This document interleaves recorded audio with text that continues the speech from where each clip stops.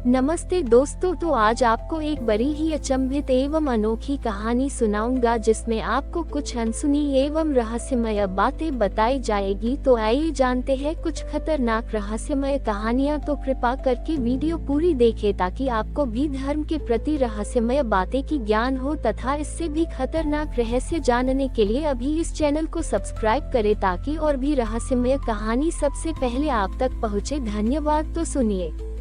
भारत के मध्य प्रदेश के घने वनों में एक भूली हुई पहाड़ी है, सप्तशिला।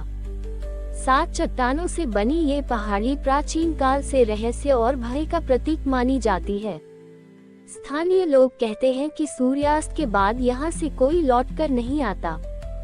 डॉक्टर राघवेंद्र सिंह, एक पुरातत्वविद, वर्षों से प्राचीन भारतीय सभ्यताओं के लुप्त रहस्यों की खोज में लगे थे।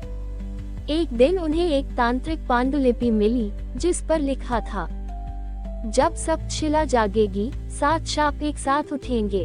केवल कालपूत ही उसे रोक सकेगा, पर वह अब इस युग में नहीं जन्मा। राघवेंद्र को यह चुनौती लगी।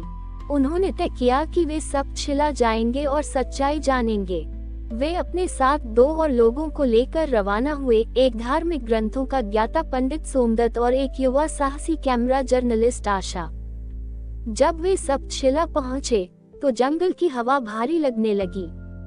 वहां एक पुरानी टूटी हुई मूर्ति मिली, आधे चेहरे वाला कोई देवता जिसके चारों ओर 7 नागों के निशान खुदे थे। सोमदत्त चौंक पड़े। यह कोई सामान्य मूर्ति नहीं थी, ये नागवक्त्रेश्वर है। उन्होंने धीमे स्वर में कहा जाता है कि ये देवता किसी शापित युग के प्रेरी थे और यह स्थान, यह एक द्वार है, विनाश और अमरता के बीच का द्वार। उसी रात जब तीनों जंगल में विश्राम कर रहे थे, राघवेंद्र को एक स्वप्न आया। 7 चट्टानें एक साथ थरथरा रही थी और एक गूंजती आवाज कह रही थी, जो सप्तशिला को जगाएगा वह अपने ही भाग्य को जला बैठेगा। अचानक आशा चीख पड़ी। उसके कैमरे में खुद ब खुद 7 शिलाएं प्रकाश में हो उठी थी और उनमें से एक चट्टान धीरे धीरे खिसकने लगी। कथा अब केवल खोज की नहीं रह गई थी, अब यह एक जागृत शाप के पुनरुत्थान की शुरुआत बन चुकी थी। सवेरा होते ही सप्तशिला के जंगलों में एक अजीब सी सिहरन फैल चुकी थी। पक्षी चुप थे, हवा में एक रहस्यमय गंध थी और पेड़ जैसे किसी अदृश्य भय से कांप रहे थे। डॉक्टर राघवेंद्र, पंडित सोमदत्त और आशा ने रात की घटनाओं को गंभीरता से लेने का निश्चय किया। चट्टान का खिसकना साधारण घटना नहीं है, पंडित सोमदत्त ने कहा, यहाँ कोई प्राचीन शक्ति जाग रही है। आशा ने अपना कैमरा निकाला और पिछली रात की वीडियो रिकॉर्डिंग चेक की। जो उसने देखा वह रोंगटे खड़े कर देने वाला था। चट्टान के खिसकने से पहले कैमरे में कुछ पल के लिए एक अदृश्य आकृति दिखाई दी थी, मानवाकृति जैसी छाया, लेकिन आंखों में कोई असह्य ज्योति थी। पंडित सोमदत्त ने माथे पर तिलक लगाते हुए बुदबुदाया, वह नागपुस्तक रक्षक हो सकता है। यह कोई साधारण स्थान नहीं, हमें नागशास्त्र का संकेत खोजना होगा। चट्टान के खिसकने के स्थान पर तीनों पहुँचे। वहाँ एक गोल निशान था, जैसे कोई चक्र हो। राघवेंद्र ने पुरातात्विक दृष्टि से उसका परीक्षण किया। निशान सप्तकोणीय था, बीच में एक नाग के मुंह की आकृति। पंडित सोमदत्त ने जेब से एक छोटा सा तांबे का सिक्का निकाला जिस पर वही नाग बना था। ये सिक्का मुझे काशी के एक तांत्रिक साधु ने दिया था, उन्होंने कहा। उसने कहा था, जहाँ नाग जागता है वहाँ ये सिक्का मार्ग दिखाएगा। जैसे ही उन्होंने सिक्के को उस चक्र पर रखा, जमीन कांप उठी, मिट्टी हटी और नीचे एक संकरी सीढ़ी खुल गई, पत्थरों से बनी, अंधेरे में उतरती हुई। तीनों ने टॉर्च जलाए और नीचे उतरने लगे। सीढ़ियां लगभग 100 सीढ़ियों तक जाती थीं। नीचे एक गोलाकार कक्ष था जिसकी दीवारों पर सांपों की नक्काशी थी। बीचों बीच एक लोहे का त्रिकोणाकार स्तंभ था जिस पर नागलिपि में कुछ लिखा था। राघवेंद्र ने अपने नोट्स निकाले, नागलिपि का अनुवाद किया। यहाँ वास करता है शापित शाश्वत, जो सप्तशिला के जागरण पर मुक्त होगा। केवल नागपुस्तक से ही उसे बांधा जा सकता है। उसी स्तंभ के नीचे एक पुरानी लोहे की पेटी रखी थी। जैसे ही राघवेंद्र ने उसे खोला, एक मणि जड़ित पुस्तक निकली, चमड़े के पन्नों से बनी, जिन पर खून जैसी स्याही में कुछ लिखा था। पंडित सोमदत्त चौंक पड़े। ये नाग पुस्तक है, लेकिन ये पुस्तक केवल उस हाथ में खुलेगी जिसे नागवंश की स्मृति मिली हो। तभी आशा की कलाई जलने लगी। जब सबने देखा तो पाया उसकी त्वचा पर एक नाग का चिन्ह उभर आया था। ये कब हुआ? आशा हड़बड़ा गई। पंडित बोले, तुम किसी नागवंश की पुनर्जन्मित आत्मा हो। ये पुस्तक तुम्हारी प्रतीक्षा कर रही थी। आशा ने जैसे ही पुस्तक को छुआ, कमरे में तेज रोशनी फैली। पन्ने अपने आप पलटने लगे और एक भयानक भविष्यवाणी उभर आई। सप्तशिला के जागरण पर 7 रक्षक जागेंगे, 6 होंगे रक्त के और एक अमर शाप का वाहक। यदि नाग पुस्तक की वाणी से उन्हें न रोका गया तो सृष्टि के अंतिम सप्तपर्व प्रारंभ होंगे। कमरा फिर से कांपने लगा। दीवारों पर नक्काशी में से एक नाग आकृति जीवित हो उठी। उसका मुख खुला और भीतर एक और द्वार प्रकट हुआ। राघवेंद्र बोला, यह अगला चरण है, शायद शाप का मंदिर। पंडित ने धीमे स्वर में कहा, अब जो भी आगे जाएगा वह लौटेगा नहीं वैसा जैसा था। ये यात्रा अब खोज की नहीं रही, यह अब नियति की परीक्षा है। अंधेरे में खुला नया द्वार एक संकरे गलियारे में उतरता था, जहाँ दीवारों पर न केवल नागों की आकृतियाँ थीं, बल्कि उन पर रक्त के छींटों जैसे निशान भी जमे हुए थे, जैसे सदियों पहले भी वहाँ कोई बलिदान हुआ हो। डॉक्टर राघवेंद्र, पंडित सोमदत्त और आशा ने एक दूसरे की ओर गंभीर नजरों से देखा। जो द्वार खुला था वह अब पीछे से फिर बंद हो गया। आगे बढ़ने के सिवाय अब कोई विकल्प न था। कुछ कदमों के बाद वे एक विशाल कक्ष में पहुंचे। ये किसी मंदिर जैसा था, पर मंदिरों की तरह पवित्र नहीं। दीवारों पर उल्टे त्रिशूल, उल्टे स्वस्तिक और नाग की आंखों के प्रतीक अंकित थे। केंद्र में एक रक्तवर्णी वेदी थी, जिस पर कोई सोया हुआ प्रतीत हो रहा था। एक विशाल मानवरूपी आकृति, मगर उसका शरीर पत्थरों में बदल चुका था। उसके गले में सांप लिपटा हुआ था और मस्तक पर 7 आंखें बनी हुई थीं। पंडित सोमदत्त स्तब्ध रह गए। ये शाप मूर्ति है, सप्तशिला का पहला रक्षक। यह अमर है, लेकिन शापित अवस्था में। इसकी आंखें खुलते ही प्रथम शाप जाग जाएगा। मंदिर की दीवारों पर एक श्रृंखला चित्रित थी, 7 चित्र। एक राजा जो नागों के साथ युद्ध करता है, एक यज्ञ में बलिदान होती एक स्त्री, एक नाग कुल की संतान जिसे शाप दिया जाता है। सप्तशिला की रचना, नाग पुस्तक का लोप, कालगणना की रेखा पर 7 रक्त बिंदु, और अंतिम चित्र एक स्त्री जिसकी आंखों से नाग की रोशनी निकल रही है। आशा ने चित्र देखा और सिहर गई। वह स्त्री हूबहू उसी जैसी थी। राघवेंद्र ने चित्रों का अर्थ समझाया। इन चित्रों में 7 रक्षकों का इतिहास है। उनमें से 6 रक्त से जन्मे शाप से बांधे गए, और 7वां रक्षक वह जिसे नागपुस्तक छूने का वरदान है, अमर रक्त की वंशज। आशा अब समझने लगी थी कि उसका यहाँ होना संयोग नहीं था। उसका सपना, उसका नाग चिन्ह और यह चित्र, ये सब किसी बहुत बड़े चक्र की कड़ियां थीं। तभी मंदिर की वेदी कंपन करने लगी। शापमूर्ति की आंखें लाल होने लगी। पंडित सोमदत्त ने नाग पुस्तक का एक मंत्र पढ़ा, नागोक्तम शाश्वतम रक्त विधाय नमः, शापस्थ जीवो यथावत निद्राम प्रतिगच्छतु। मूर्ति कांपी, लेकिन उसकी आंखें पूरी तरह खुल गईं। एक भारी आवाज गूंजी, तुमने मुझे जगाया है। अब प्रथम शाप जागेगा। वह जिसने नाग की शक्ति ली है, वही रक्त देगी। आशा के माथे पर चिन्ह और चमकने लगा। वह तिलमिला उठी, मानो कोई पुराना जीवन उसके भीतर बोलने लगा हो। मैं हूँ नागवंशजा आरिका। मुझे स्मरण है शाप का इतिहास।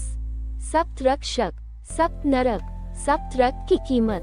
पंडित चौके आरिका, वही जिसने सप्तशिला का प्राचीन यज्ञ रोका था। तुम वही आत्मा हो। मंदिर के द्वार अपने आप खुल गए। बाहर आकाश काला पड़ चुका था। जंगल में हवा गूंज रही थी, जैसे कोई पुराना शाप फिर जीवित हो गया हो।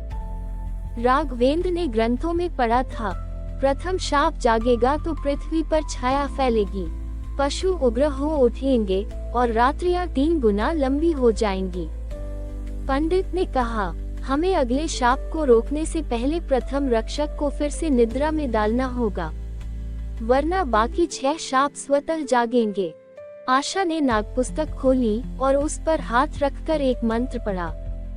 आरिका वंशी रक्त स्वर निद्राय गच्छतु शापधर। मूर्ति कांपी और फिर पत्थर बन गई, पर उसके चारों ओर एक नई दीवार उगाई जिस पर लिखा था, एक रक्षक शांत हुआ, 6 बाकी हैं, और अंत में 7वां रक्षक, वह अमर शाप स्वयं।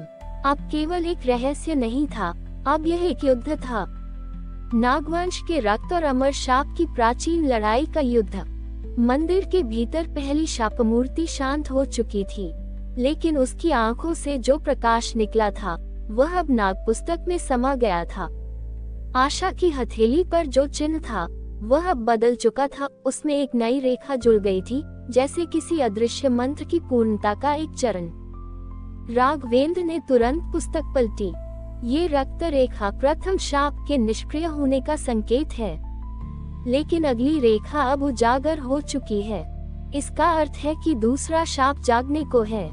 पंडित सोमदत्त बोले, दूसरा रक्षक वृक्ककर्ण है, एक रक्ततांत्रिक जो मृत्यु से नहीं, रक्त से शक्ति प्राप्त करता था। उसे नागू ने शाप देकर सप्तकंदर में बंद किया था। अब वही शाप जागेगा।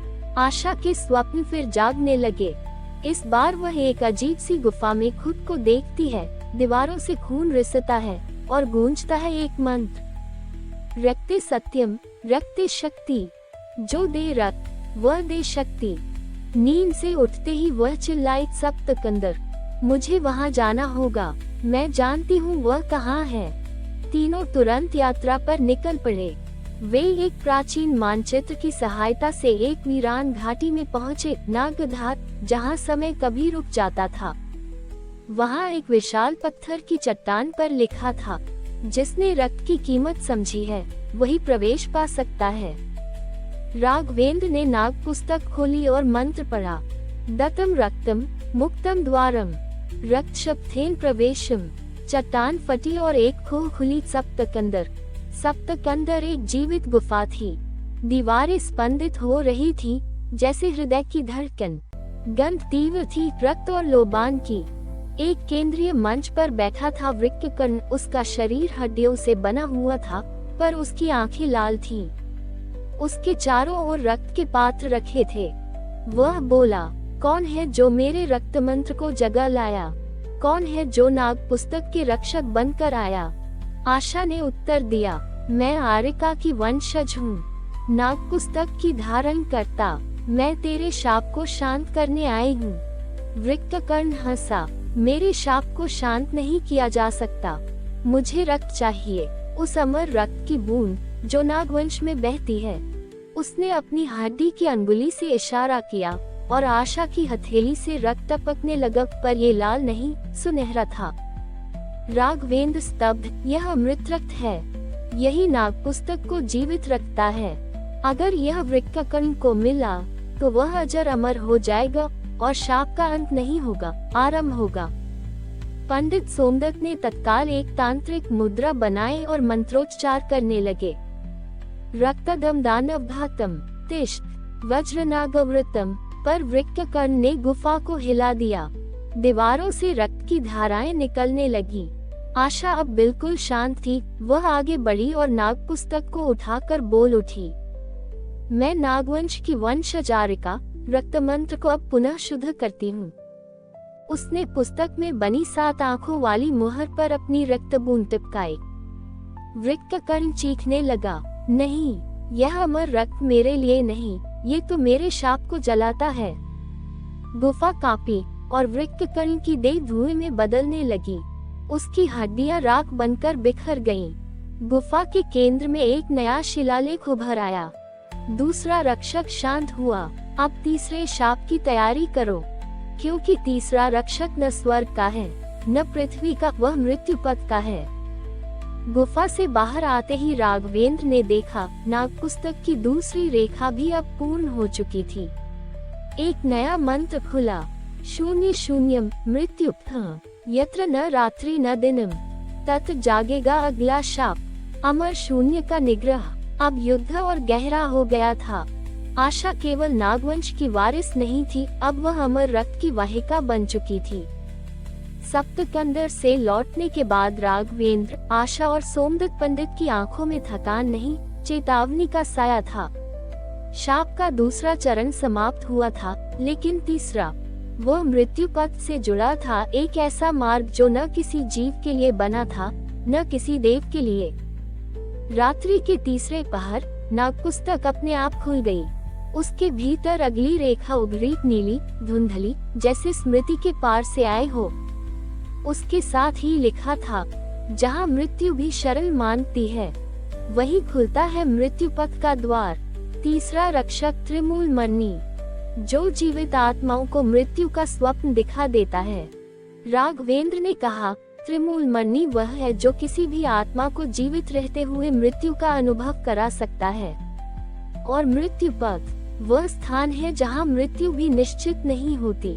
आशा को लगातार एक ही सपना आने लगा, एक अंधकार में भूमि जहाँ जमीन पर असंख्य परछाइयां रेंगती थीं, और एक द्वार पत्थरों से बना जिसके ऊपर नागमुद्रा जली हुई सी थी।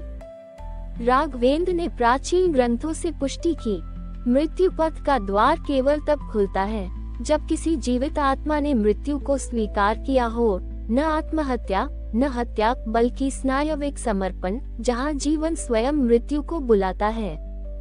पंडित सोमदत्त ने उन्हें एक स्थान बताया, शून्य गंगा का संगम, एक छिपा हुआ स्थल जहाँ 3 मृत धाराएं एक साथ गिरती हैं।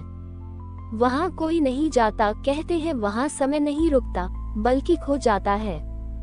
तीनों उस स्थान पर पहुँचे, चारों ओर सफेद भूत सा कोहरा, कोई वृक्ष नहीं, कोई आवाज नहीं, केवल एक पुरानी घंटी हवा में हिल रही थी, जैसे वह हर पल के समाप्त होने की घोषणा कर रही हो। आशा ने घंटी को स्पर्श किया और तभी धरती कांपी। नीचे एक द्वार उभरा, त्रिकोण आकार का, जिस पर लिखा था, जो जीवन को मृत्यु के लिए त्यागे वही इस द्वार से पार जाएगा। पंडित सोमदत्त ने चेताया, केवल एक ही जा सकता है, अन्य नहीं लौट सकेंगे। आशा आगे बढ़ी। जैसे ही वह द्वार से भीतर गई, सब कुछ बदल गया। यह कोई गुफा नहीं थी, यह एक अनुभव था। वह एक ऐसी भूमि पर खड़ी थी जहां आकाश काला था और धरती दहकते भूतों से भरी। हर आत्मा वहां अधूरी थी, जैसे किसी अधूरे अंतिम संस्कार के बाद की शेष छाया। और बीच में खड़ा था त्रिमूल मणि। उसके 3 चेहरे थे, एक बालक का, एक वृद्ध का और एक शव के समान। वह बोला, तू जीवित है, फिर भी यहाँ आए है। मैं तुझे मृत्यु का अनुभव दूंगा, और यदि तू बची तो तुझसे शाप की शक्ति छीन लूंगा। आशा ने उत्तर दिया, मैं तुझसे नहीं डरती, नागपुस्तक के तीसरे चरण को पूरा करने आई हूँ। त्रिमूल मणि ने अपना हाथ हवा में उठाया और आशा को उसके बचपन, उसकी माँ की मृत्यु, पिता का अकेलापन और उसके स्वयं की अंतिम सांस तक दिखा दिया, जैसे वह अपनी ही मृत्यु जी रही थी। आशा घुटनों पर गिर गई। राघवेंद्र बाहर बैठा मंत्र पढ़ रहा था, नागत्वम शक्तित्वम मृत्यु मातर जीवन मंत्रम। आशा ने अंतिम बार आंखें खोली और उसके भीतर की शक्ति जागी। उसने नागपुस्तक को खोला और मृत्यु की भूमि में उच्चारण किया, शून्य शाप विनाशकम मंत्रम त्रिमूलम त्यजतु मृत्यु गंधम। त्रिमूल मणि चीख उठा, उसकी 3 मुखाकृतियां अलग हो गईं और जलने लगी। एक सफेद प्रकाश फैला और मृत्यु पथ शुद्ध हो गया। द्वार बंद हो गया और आशा वापस आए। उसकी आंखों में अब केवल जीवन नहीं, मृत्यु की समझ भी थी। पुस्तक में तीसरी रेखा भी पूरी हो चुकी थी, लेकिन अब वहाँ एक चेतावनी उभरी। 3 शाप शांत हुए। अब चौथा रक्षक जागेगा, वह जो शून्य और अग्नि से जन्मा है। नाम है शून्य जग्निपुत्र। न उसे रोका जा सकता है, न वश में किया जा सकता है। रात्रि के तीसरे पहर जैसे ही नागपुस्तक का तीसरा शाप शांत हुआ, एक अदृश्य ऊर्जा चारों दिशाओं में फैल गई। ऐसा प्रतीत हो रहा था मानो कोई अग्नि के गर्भ से जन्म लेने वाला जाग चुका हो। पंडित सोमदत्त की आंखें फटी की फटी रह गईं। उन्होंने नागपुस्तक के भीतर कुछ देखा जिसे वह वर्षों से छिपा रहे थे। शून्य अग्निपुत्र, वह केवल एक विचार नहीं, एक प्राचीन अग्निकल्प मंत्र से उत्पन्न चेतन अस्तित्व है जो सब शिला के गहरे शून्य में कैद था। राघवेंद्र ने कहा, कौन है यह अग्निपुत्र?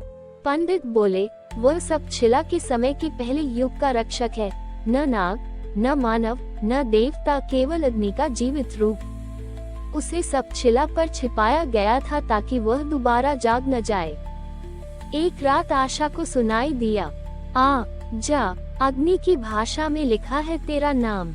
नागपुस्तक की अग्नि परीक्षा तुझे अग्निद्वार तक ले जाएगी। मैं वहाँ हूँ, प्रतीक्षा में। अगली सुबह नागपुस्तक अपने आप खुल गई। अगला संकेत था, जहाँ अग्नि अचल है और शून्य जलता है, वही खुलता है अग्निपुत्र का द्वार। अग्नि की परीक्षा में आत्मा से झूठ नहीं बोले जा सकता। सभी ने मिलकर शास्त्रों और गुप्त नागलेखों से उस स्थान की पहचान की। शून्य ज्वाला संस्थान, एक ऐसा स्थान जहां अग्नि के शिखर उल्टी दिशा में जलते हैं और ताप नहीं, शांति देते हैं। ये स्थान सप्तगंध पर्वत के नीचे स्थित था। वहां जाने का मार्ग केवल नाग मंत्रों से खुलता था। राघवेंद्र ने नाग पुस्तक के मंत्रों का उच्चारण किया। शून्याग्नि नमः, जीव अग्नि से युक्ताय नमः। जैसे ही मंत्र पूरा हुआ, धरती फट गई और अग्नि की एक सीढ़ी नीचे जाती दिखी, जैसे किसी ज्वालामुखी के भीतर उतरना हो। जैसे ही वे नीचे पहुँचे, एक विशाल अग्निरूप मूर्ति प्रकट हुई। उसका चेहरा मनुष्य जैसा था, लेकिन शरीर ज्वालाओं से बना था। उसकी आंखों से नीली लपटें निकल रही थीं। वह बोला, मैं अग्निदेव नहीं, मैं शून्य अग्निपुत्र हूँ। सप्तशिला का वह रहस्य जिसे देवताओं ने भी भुला देना चाहा। मैं अब जाग चुका हूँ और नागपुस्तक का स्वामी बनना चाहता हूँ। आशा ने साहस से उत्तर दिया, नागपुस्तक किसी एक की नहीं, यह उस चेतना की है जो 7 शापों से मुक्त होती है। अग्निपुत्र ऐसा, तो आओ अग्नि में प्रवेश करो। यदि तुम्हारा आत्मा सत्य है, तुम नहीं जलोगे। यदि झूठ है, तो सब भस्म हो जाएगा, तुम्हारा शरीर, स्मृति और शेष शपथ भी। आशा आगे बढ़ी।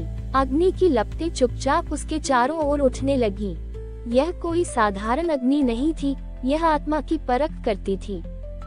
उसके भीतर उसके सभी छिपे भाव उभर आए, भय, क्रोध, पछतावा, मोह, प्रेम।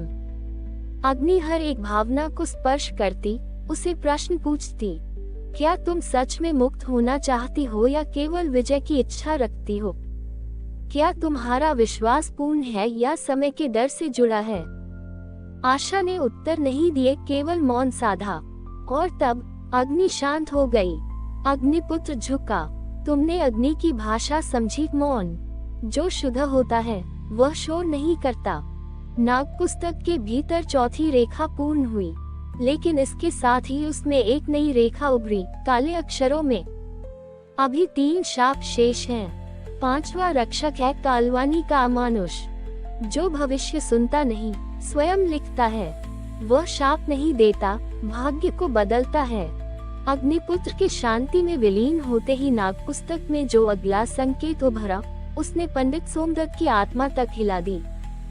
कालवानी का अमानुष, वह जो भाग्य नहीं सुनता, भाग्य लिखता है। वह न भविष्य वक्ता है, न देवदूत, वह वक्तव्य है स्वयं।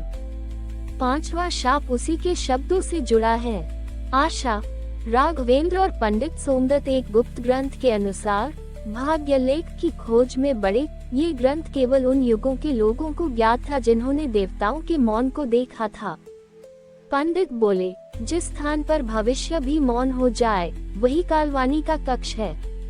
वहाँ शब्द नहीं बोले जाते, बल्कि अनुभव किए जाते हैं। मार्ग उन्हें ले गया हिमगह्वर के मध्य एक अदृश्य द्वार की ओर, जिसे केवल काल स्पर्श से खोला जा सकता था। जो व्यक्ति स्वयं के बीते हुए निर्णयों को नंगा आंखों से देख सके, वही काल स्पर्श कर सकता है। काल स्पर्श एक यंत्र था, एक जलता हुआ दर्पण, जिसमें व्यक्ति को अपने जीवन की सबसे कठिन असफलता, सबसे बड़ा पछतावा और सबसे दबा हुआ भय सामने आता था। सबसे पहले पंडित सोमदत्त ने प्रयास किया। दर्पण ने उन्हें उनके गुरु की मृत्यु दिखाई, वह रहस्य जो वर्षों से छिपा था। सोमदत्त ने ही अनजाने में अपने गुरु के प्राण नष्ट किए थे, एक अपूर्ण मंत्र प्रयोग के कारण। वह कांपते हुए पीछे हट गए। राघवेंद्र ने भी असफल प्रयास किया। दर्पण ने उन्हें एक ऐसे भविष्य की झलक दिखाई जिसमें आशा मृत पड़ी थी और उसके रक्त से नागपुस्तक जली हुई थी। अब आशा आगे बढ़ी। जैसे ही आशा ने काल स्पर्श स्वीकारा, उसकी आंखें बंद हो गईं। वह एक धुंधले रंग के संसार में पहुंची, जहां न समय था न दिशाएं। केवल एक वाणी गूंजती थी बिना ध्वनि के।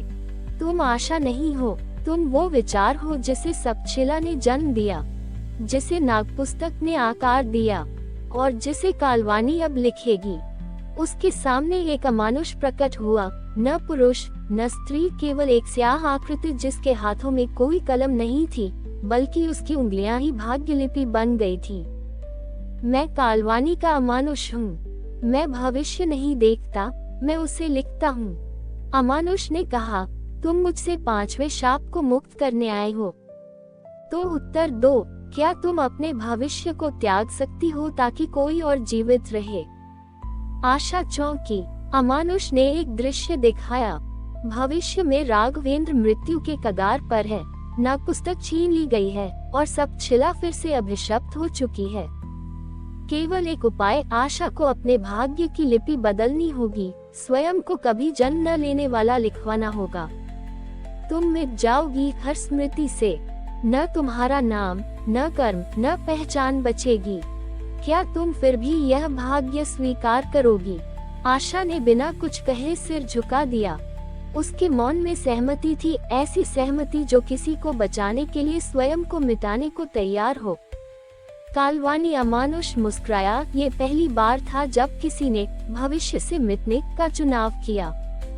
तुमने 5वां शाप समाप्त कर दिया, लेकिन मैं तुम्हारा भाग्य नहीं मिटाऊंगा, क्योंकि जो अपने लिए त्याग करे उसका भाग्य ब्रह्मा भी नहीं बदलते। अब तुम सप्तशिला की सच्ची रक्षक हो। नागपुस्तक में 5वीं रेखा पूर्ण हुई। अब शेष थे 2 शाप और अगली रेखा रक्त से लिखी गई थी। 6ठा शाप रक्त संवरण का है, वह स्थान जहां मृत्यु अमर हो जाती है। वहां की रक्षा करता है चर्मव्रत भैरव, जो न मृत्यु है न जीवन, केवल पीड़ा। 5वां शाप समाप्त हो चुका था। नागपुस्तक अब और भी अधिक प्रकाशमान हो चुकी थी।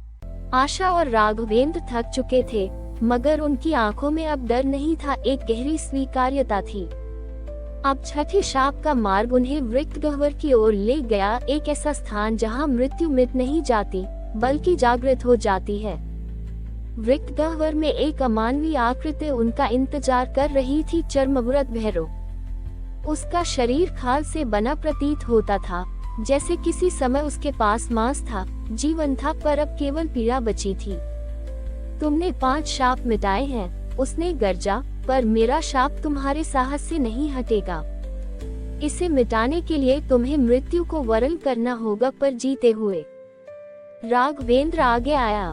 मृत्यु का वरण कैसे करूं, जबकि मैं अब तक जीवित हूँ? भैरव बोला, उस यंत्र में प्रविष्ट हो जहां आत्मा देह को छोड़ देती है, पर देह जीवित रहती है। वहां जो अनुभव होगा वही 6ठे शाप की कुंजी है। राघवेंद्र एक श्वास में यंत्र में प्रविष्ट हुआ। वहां उसने वह देखा जिसे न स्वप्न कहा जा सकता था न सत्य। वह स्वयं को मरता देख रहा था और फिर अपना ही पुनर्जन्म। बार बार हर जन्म में वही त्रासदी, वही हानि। हर जन्म में वह आशा को खोता, नागपुस्तक को खोता।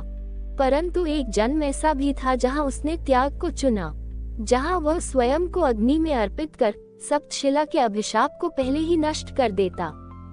उस अनुभव के पश्चात राघवेंद्र बाहर आया। उसकी आंखें खाली थीं, पर शांति थी उनमें। चर्मव्रत भैरव ने मस्तक झुकाया। तुमने पीड़ा को आत्मा से सहा। 6ठा शाप समाप्त हुआ। नागपुस्तक की 6ठी रेखा भी पूर्ण हो गई। अब बची थी 7वीं और अंतिम रेखा। अंतिम रेखा नाग पुस्तक पर प्रकट हुई। सप्तशिला स्वयं एक चेतन है। उसका अंतिम शाप उसका स्वयं का अभिशाप है। मुक्त करने के लिए कोई और नहीं, उसे स्वयं को मिटाना होगा। आशा और राघवेंद्र ने तब समझा, वह 7वां शाप किसी राक्षस, किसी अमानुष, किसी स्थान का नहीं था। वह स्वयं सप्तशिला का आत्म बंधन था, एक चेतन शिला जो स्वयं को अमर बनाकर प्राकृतिक चक्र को तोड़ बैठी थी। सप्तशिला को मुक्त करने के लिए उसे भुलाया जाना था, हर ग्रंथ, हर स्मृति, हर अस्तित्व से, और उसे भुला सकता था केवल वह जिसने नाग पुस्तक की 7 रेखाओं को पूर्ण किया हो। आशा और राघवेंद्र दोनों ने नाग पुस्तक को अंतिम बार स्पर्श किया। हम तुम्हारा नाम विस्मृत करते हैं, तुम्हारा रूप, तुम्हारा महत्व, ताकि तुम फिर से शून्य में विलीन हो सको। जैसे ही शब्द पूरे हुए, सप्तशिला हिलने लगी और फिर टूट गई एक मौन में, जिसमें कोई चीख नहीं थी, कोई रोशनी नहीं, केवल शांति। आंख खुली तो वे दोनों हिमगिरी की चोटी पर थे। नाग पुस्तक अब एक खाली ग्रंथ था, कहीं कोई रेखा नहीं। पंडित सोमदत्त गायब थे, शायद उन्हें भी मोक्ष मिल चुका था। राघवेंद्र ने पूछा, अब? आशा मुस्कराए, अब हम कथा नहीं हैं, अब हम बस जीवन हैं। हमारी और भी आध्यात्मिक एवं अनोखी कहानियां देखने के लिए हमारे चैनल पर जाएं तथा धार्मिक एवं पौराणिक और भी रोचक भरी कहानियां हमारे चैनल पर है। कृपया जाके देखें तथा हमारे चैनल को सब्सक्राइब करके रखें तथा वीडियो अच्छा लगे तो लाइक जरूर करें। धन्यवाद।